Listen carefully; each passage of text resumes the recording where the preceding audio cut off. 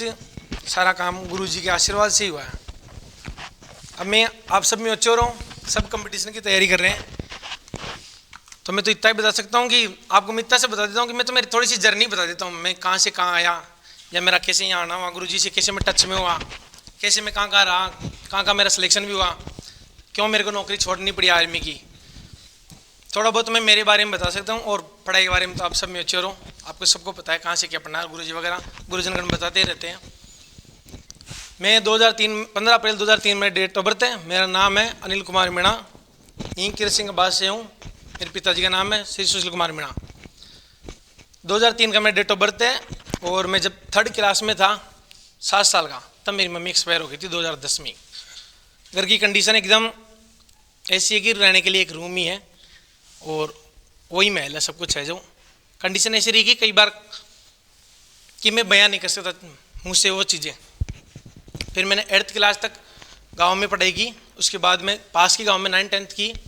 8th class में जब मैं पढ़ता था, वहाँ एक मैम थी इंग्लिश की, नीलम सिंह शेखावत नाम है उनका, नीलम ठुकरेले से नाम था उनका।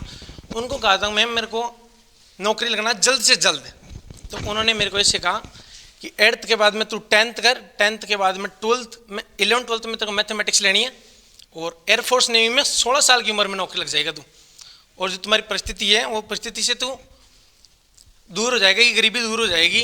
तो मैं 9th क्लास में एक बार गुरुजी से टच हुआ था। मेरे चाचा जी यहाँ कुछ आते थे आर्मी की तैयारी के लिए, उनके साथ कोचिंग में आया था। उस पुराने वाली कोचिंग में मैं जब 9th क्लास में था, तब मुझे आज भी याद है गुरुजी ट्रेन का कोई क्वेश्चन निकलवाए थे मेरे से, ऐसे ही बेस में बैठा था जैसे आपके साथ कोई छोटा भाई माना जाए।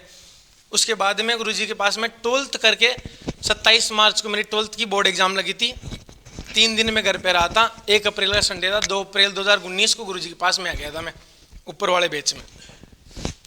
उसके बाद में गुरुजी को आते ही कहा, 10-5 दिन बाद में गुरुजी ने मेरे को कहा बेटा फीस, गुरुजी फीस की बात कर रहा शाम ना, कि ठीक है शाम में मिल लीजिए। शाम को गुरुजी के पास आएगी, हाँ बता गुरुजी फीस नाम सुगन दरी में तो पे साफ बात वाच थे, पढ़ाओ तो फल्लूला, नहीं पढ़ाओ कोई बात। गुरुजी ने मेरे से आज तक कोई फीस नहीं ली। मैं 2 अप्रैल 2019 से लेकर आज तक गुरुजी के टच में रहा, यहीं पढ़ा। मैं सुबह से लेकर शाम तक इसी बेस में, यहीं बेसमेंट में, सुबह 7 बजे गुरुजी के पास आना, वही 5 बजे गुरुजी जाना है, यहीं पढ़ना लिखना सब यहीं। फिर उसके बाद मैंने NDA एयरफोर्स ने एग्जाम में इतनी दिए, मेरी एज 21 साल है, मैंने कम से कम 50+ कंपटीशन एग्जाम दिए हैं। मेरे को खुद को भी पता नहीं कि मैंने कितने एग्जाम में दिली, एयरफोर्स NDA CDS वगैरह। मेरे को जहाँ मैंने अप्लाई किया, मेरे को ऐसा था कि नौकरी लगना है, कैसे भी कर्जा उतारना है घर वालों का, कैसे भी परिस्थिति सही करनी है।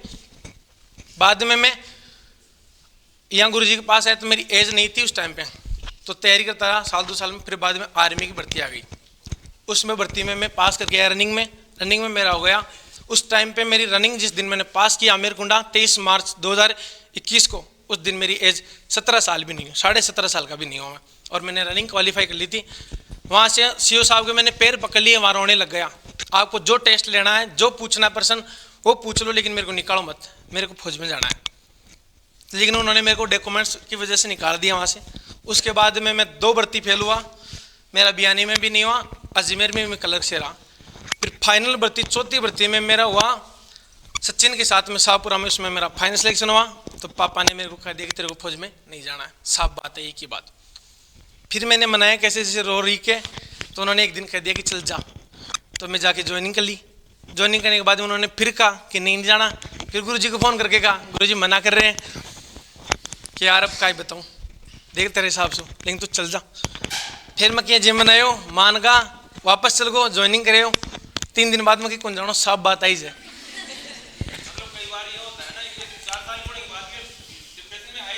अब मैं वो 10 दिन में इतना डिप्रेशन में रहा। 27 फरवरी को रिजल्ट आया था, 27 फरवरी से लेकर 5 मार्च तक को, जब तक मैंने रिजाइन नहीं दी। उस चक्कर में मेरा सगन का पेपर भी खराब हो गया 3 मार्च को। मैं 1 घंटे में कॉल करके घर से फोन आता था कि तेरे को फौज में जाना है, फिर अगले 2 घंटे में आके तेरे को नहीं जाना, बस सब बात यही। मैं खुद भी डिसीजन नहीं ले पा रहा था कि करूँ क्या। गुरुजी को पूछूं तो गुरुजी भी कहते कि यार तेरे को भी तो कहा ही है कि बस तेरे को जाना है, ज्वाइन कर ले, ये गरीबी है दूर नहीं होगी।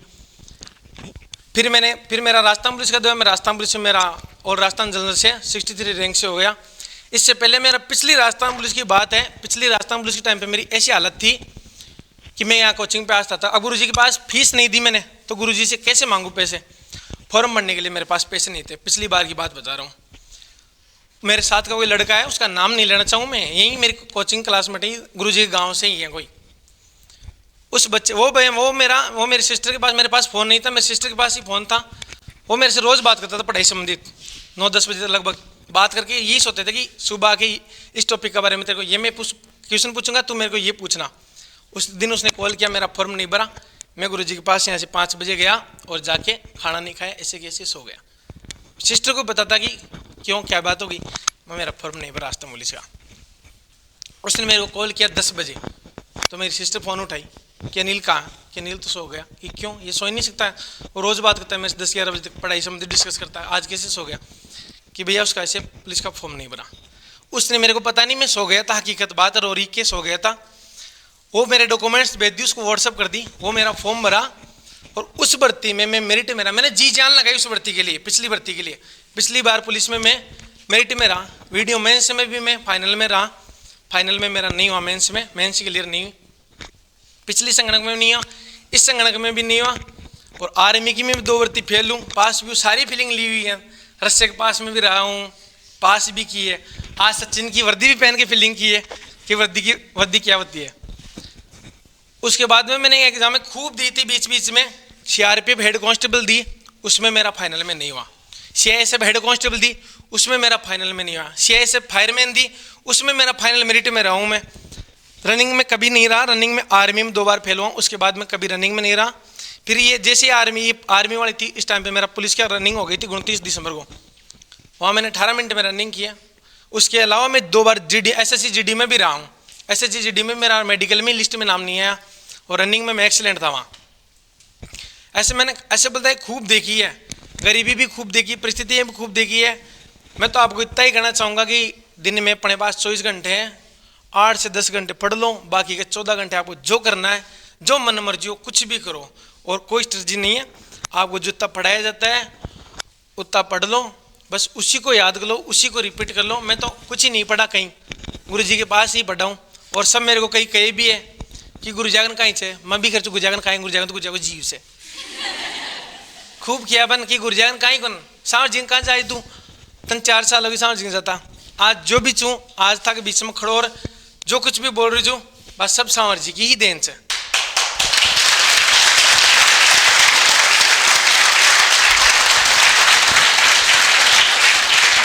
और मैं तो इतना ही कहना चाहूँगा कि मेरी खूब कंडीशन ऐसे रही, मैं ऐसे रूम पे रह के आया हूँ, गुरुजी ने मेरे को रहा, आप उस रूम पे दिन में भी नहीं रह सकते।